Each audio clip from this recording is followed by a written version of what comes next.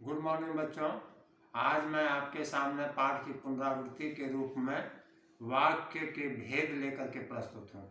अर्थ की दृष्टि से वाक्य के 8 भेद होते हैं।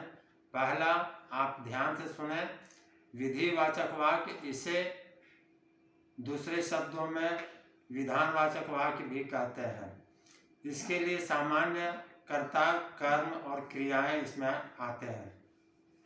जैसे आकाश में बादल छाए हैं, यह वाक्य में एक कर्ता है, एक कर्म है, एक क्रिया है।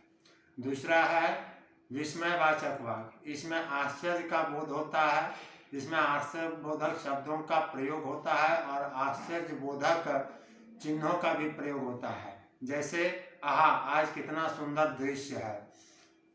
तीसरा है निषेधवाचक वाक्य। निषेधवाचक वाक्य में बच्चों इसमें मनाही का अर्थ बोध होता है, नेगेटिव आंसर मिलता है।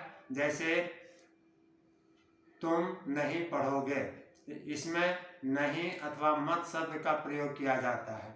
इसके अलावा बच्चों अगला वाक्य है संदेहवाचक वाक्य। संदेहवाचक वाक्य में शायद शब्द का प्रयोग होता है, संभवतः शब्द का प्रयोग होता है। जैसे शायद वह आएगा।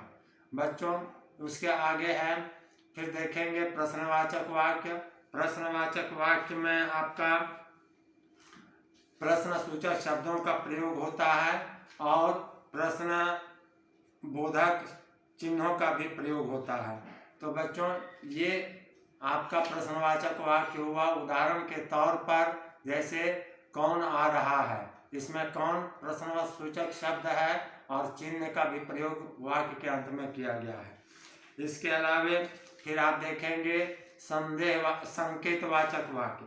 संकेतवाचक वाक्य में आपका 2 वाक्यों का समावेश होता है और इस वाक्य को बनाने के लिए शुरू में यदि या अगर शब्द का प्रयोग किया जाता है। जैसे यदि वह आता तो मैं भी पढ़ता।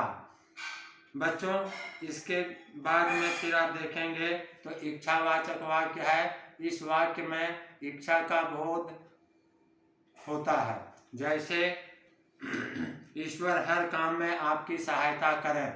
इसमें इच्छा हमारी तरफ से है आपके लिए कि ईश्वर आपकी भलाई करें या आपकी सहायता करें। इसके बाद में फिर देखेंगे अंतिम में आज्ञावाचक वाक्य। आज्ञावाचक वाक्य में आज्ञा लेने या देने का बोध होता है। जैसे यहाँ मत रुकिए इत्यादि। तो बच्चों आज ये 8 प्रकार के वाक्य मैंने आपको बताया अर्थ के विचार से। प्रश्न दिए जा रहे हैं, इसे आप ध्यान पूर्वक करेंगे और जो प्रश्न है उसका उत्तर लिखेंगे। आगामी कक्षा के लिए मैं